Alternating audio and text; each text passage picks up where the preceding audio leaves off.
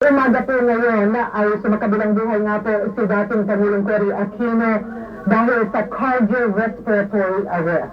At katulad na nabanggit ng Henry, March 24, 2008 nang ipaalam nila ito sa sambayan ng Pilipino that President Cory Aquino was diagnosed of colon cancer.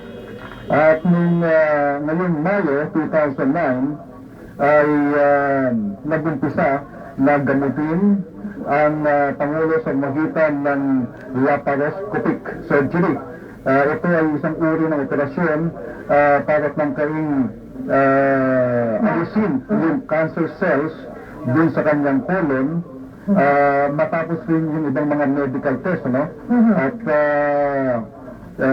siya ay napunta sa operating room ng alas 9 ng umaga ng May 4.